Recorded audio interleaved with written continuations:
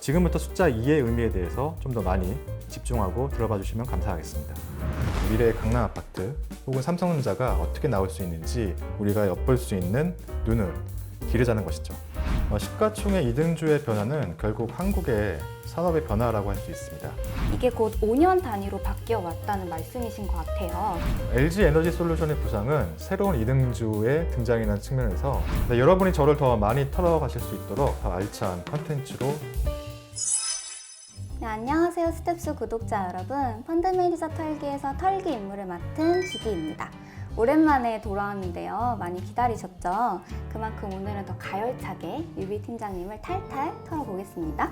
네, 안녕하세요. 하나자산운용 펀드 매니저 유비 팀장입니다. 저도 오랜만에 인사를 드리는데 시장 참여자 중 한 명으로서 여러분들의 성투를 도와드리기 위해서 오늘도 알찬 시간 될 수 있도록 준비하도록 하겠습니다.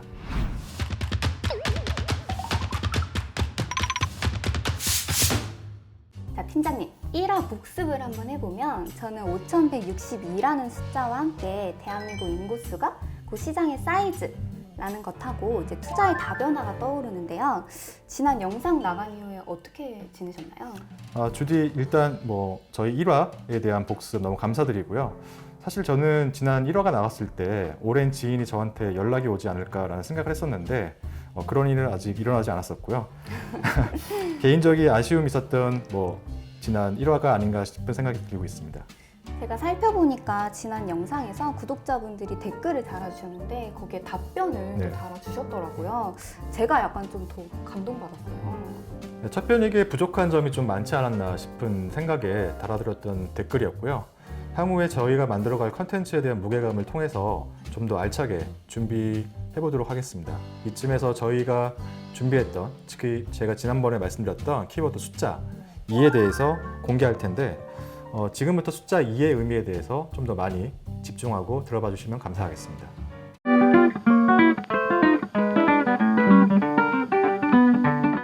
네, 그럼 이번 주 키워드 숫자 2와 함께 유비 팀장님 털기 시작해 보겠습니다. 근데 저는 곰곰이 생각해도 잘 모르겠더라고요. 너도 좀 설명 부탁드립니다. 예. 사실 오늘 숫자 키워드 2자는 시가총액 순위 2등을 말합니다. 그런데 2등을 얘기하기 전에 사실 1등을 먼저 얘기해야겠죠. 사실 오랜 시간 동안 삼성전자가 시가총액 1등을 계속 차지하고 있었고요. 45년 동안 주가가 무려 1000배 가까이 올랐던 진기록을 세우고 있습니다. 그렇기 때문에 삼성전자가 국내 GDP에서 차지하는 비중도 절대적일 수밖에 없을 거고, 옆에 보시는 차트에서 보시는 것처럼 과거 꽤 오랫동안 삼성전자의 주가의 흐름에 따라서 그리고 시가총액의 변화에 따라서 코스피 내에서 차지하는 비중 역시 업앤다운이 있었던 상황이었습니다. 현재의 육만전자에 대해서 많은 분들이 제 의견을 궁금해 하실 것 같은데 향후에 삼성전자만을 다루는 그런 시간을 마련해 보겠다는 약속을 드리면서 오늘 키워드 숫자 2에 대한 진도를 좀 더 빼보겠는데요. 삼성전자와 함께 다른 자산 시장에서의 대장주라고 할 수 있는데 다른 분야의 대장주, 주디는 어떤 건지 혹시 아시나요? 주식시장의 1등주는 삼성전자이고 다른 분야의 대장주, 저는 부동산 시장이 떠오르는데요. 부동산에서의 1등주는 강남 아파트 아닌가요? 네, 둘 다 아파트 그리고 주식시장에서 절대적인 지위를 차지하고 있는데요. 강남 아파트와 삼성전자가 서로 비교하기는 쉽지는 않겠지만은 가격의 하방 경직성을 갖고 있다는 게 가장 큰 비슷한 점인 것 같습니다. 그렇죠. 예, 공통점인 것 같습니다. 특히 이제 시장의 불황기에는 가격의 하방 경직성이 상당히 강하고 하반기에는 오히려 신고가를 쓰면서 시장을 리드하는 모습을 보여준다는 게 가장 큰 공통점이지 않을까라고 생각합니다. 팀장님 말씀을 듣다 보니까 타임머신을 타고 과거로 돌아가서 강남 아파트면 삼성전자면 더 많이 투자하고 싶은 그런 욕심이 좀 듭니다. 여유 자금만 준비되어 있으면 지금 말씀하신 그 두 부분에 좀 투자하는 것이 정석이실 텐데요. 근데 오늘 하시려는 말씀은 그건 아닌 것 같아요. 맞죠? 네, 맞습니다. 사실은 제가 오늘 드리고 싶은 말씀은 시대성의 흐름을 반영한 산업과 그리고 해당 산업을 영위하고 있는 기업들에 대해서 투자를 해보자 라는 것이 이번 2화의 핵심이라고 봐주시면 될 것 같습니다.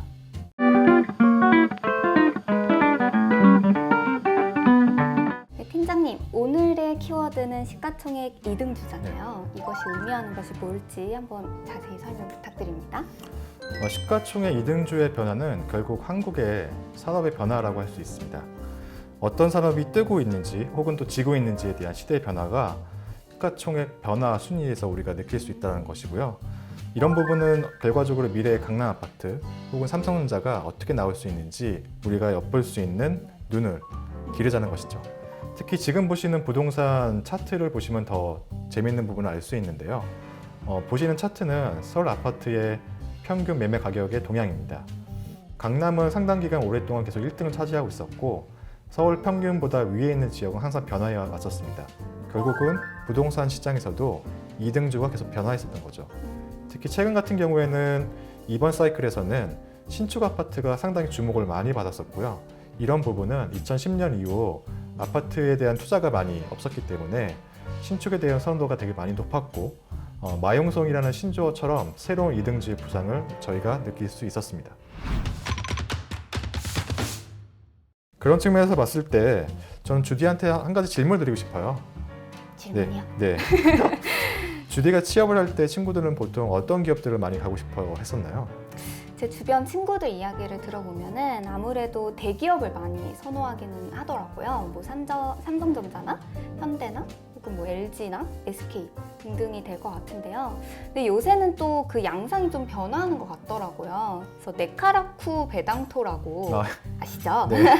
이게 네이버, 라인, 카카오, 토스 등의 회사를 지칭을 하는데 이런 취업 선호도가 높은 기업이 결국엔 현재 주목받고 있는 그런 기업이거나 미래 산업을 주도하는 기업인 경우가 되게 많은 것 같아요. 또 대부분 시총 상위에 포진되어 있기도 하더라고요. 네, 말씀 주신 포인트처럼 사실 시기별로 선호되는 기업이 어떻게 보면 그 시대상을 반영한 기업들의 면면이라고 저는 생각이 들고요. 물론 이제 좋은 기업이냐 아니면 수익률 보답을 해줄 수 있는 좋은 주식이냐 좀 다르게 볼 포인트는 있겠지만은 제가 여기서 보여드리고 싶은 포인트 중 핵심은 뭐냐면은 그러한 변화, 시가총액 2등주의 변화들이 지난 5년 단위로 계속 변화해왔다는 사실입니다.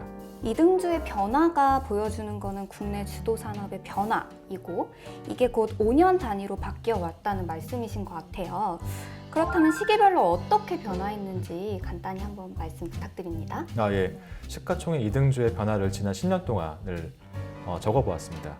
재밌는 포인트는 뭐냐면 2008년도 금융위기 이후에 미국 빅3의 몰락으로 인해서 이머전 시장에서 상당히 시장 점유율을 높였던 현대차 그룹이 새롭게 시가총액 2등주로 등장했던 시기가 있었고요. 시기를 좀 더 앞으로 돌려가지고 21세기 초반에는 사실은 2등주가 SK텔레콤이었거든요. 그때는 SK텔레콤은 인터넷, 그다음에 통신 이런 기관망에 대해서 상당히 우리가 주목했던 시기였기 때문에 그런 인프라가 깔린 이후에 우리가 누릴 수 있는 서비스들을 영위하는 기업들이 돈을 벌지 않았을까라는 생각을 했었고 그리고 그 이후에 2000년 중반에는 중후장대라고 표현하죠. 조선이라든가 철강, 중국의 투자 사이클 속에서 수혜를 볼 수 있는 기업들이 시가총액 2등까지도 올라오기도 했었습니다.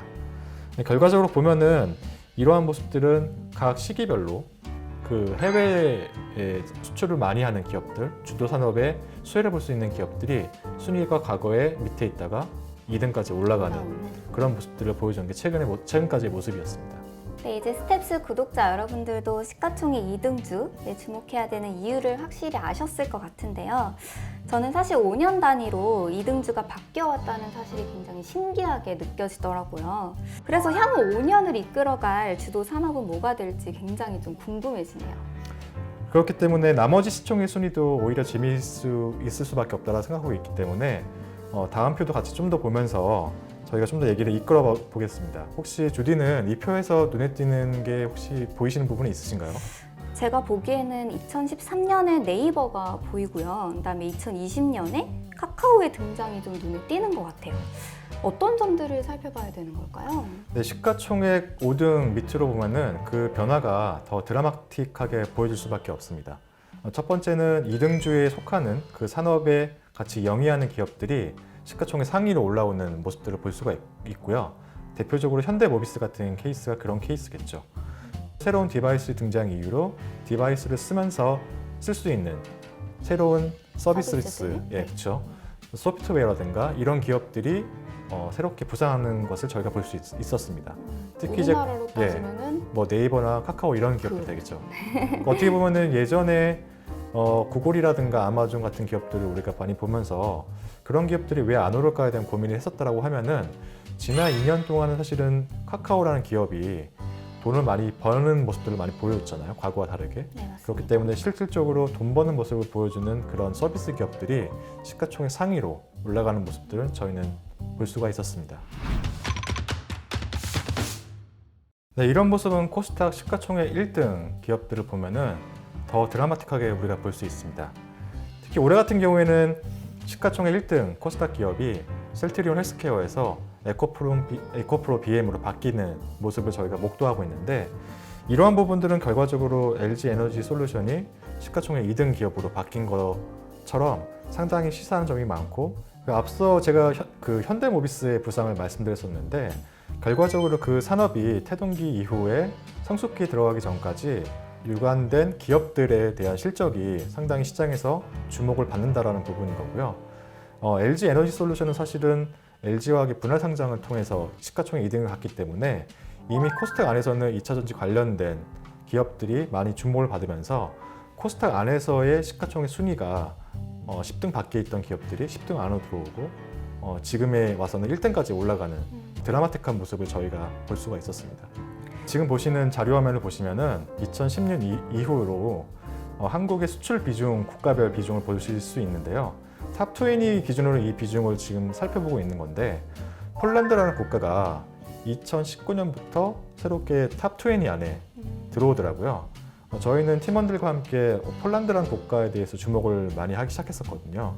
폴란드가 한국의 주요 수출국에 진입한 것이 어떤 시사점이 있는지 설명해 주실 수 있으실까요? 그리고 이게 LG 에너지 솔루션하고 어떻게 연관점이 있는지까지도 설명 부탁드립니다.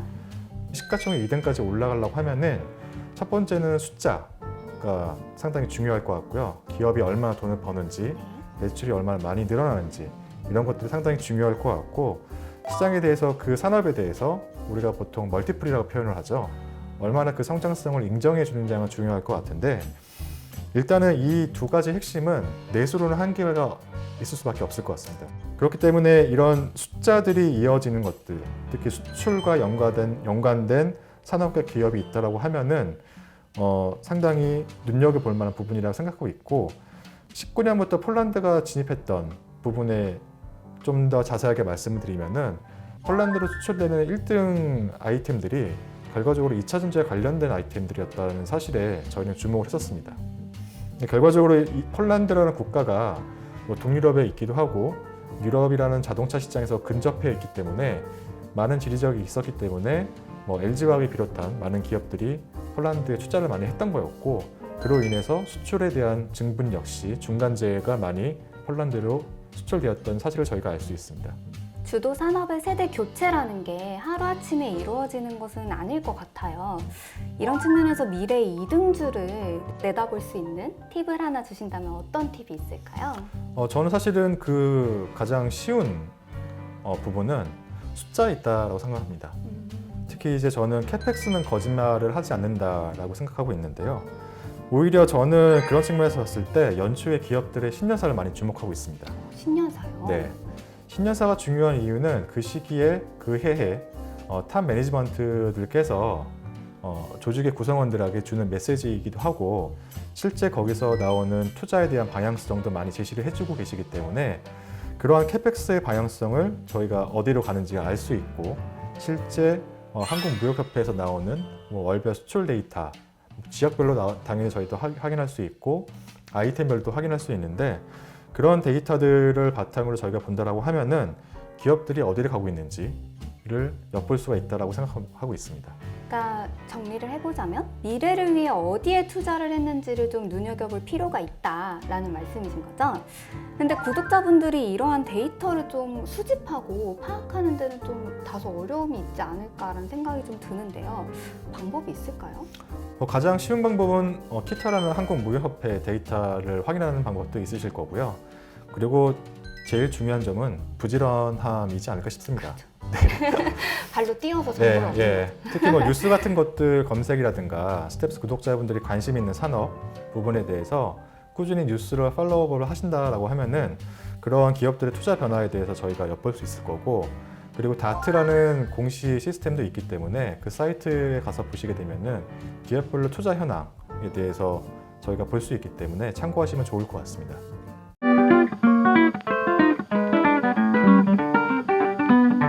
LG 에너지 솔루션하고 SK 하이닉스가 시총 2위 간 자리 싸움이 치열한데요. 이거는 어떻게 보시나요? LG 에너지 솔루션과 SK 하이닉스 간의 시가총액 2등 기업에 대한 싸움이 치열하게 진행되고 있는데 이런 부분은 어떻게 보면 성장주냐, 가치주냐에 대한 부분도 프레임으로 볼 수도 있을 것 같긴 하고요.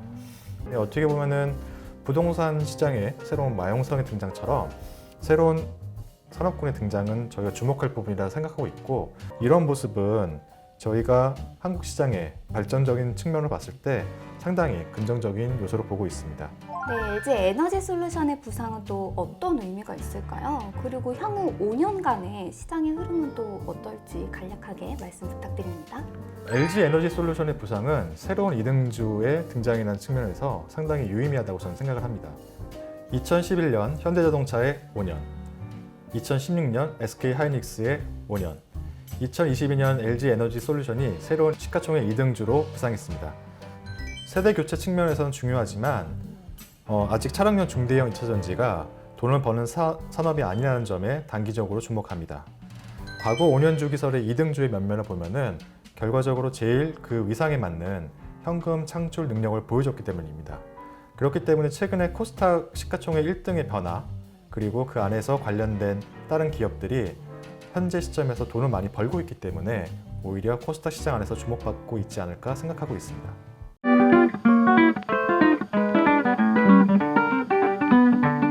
네, 오늘은 시가총액 2등주에 대해서 알아봤는데요. 키 메시지를 정리해 주신다면요. 네, 제가 오늘 드리고 싶은 키 메시지는 시가총액 2등주의 변화를 통해서 투자의 근육을 키워보자입니다. 최소 1년에 한 번 이상은 꼭 해보시라는 추천을 저는 드리고 싶고 시가총액 2등주의 변화를 미리 알아보실 수 있고 관련된 산업, 기업을 보신다고 하면은 향후에 스텝스 구독자분들의 투자도 좋은 성공이 이어지지 않을까 싶습니다. 핵심만 쏙쏙 이렇게 잘 알려주셔가지고 정말 유익했던 시간이었던 것 같아요. 오늘도 좋은 말씀 감사합니다. 다음 편은 어떤 내용으로 저희가 돌아오나요? 네, 이번에도 키워드를 드리려고 하는데 다음 3화의 키워드는 30cm입니다. 30cm요. 이번에도 굉장히 아리송하거든요. 다음 시간도 굉장히 기대가 됩니다. 네, 여러분이 저를 더 많이 털어가실 수 있도록 더 알찬 컨텐츠로 다음 화에 돌아오겠습니다. 감사합니다. 감사합니다.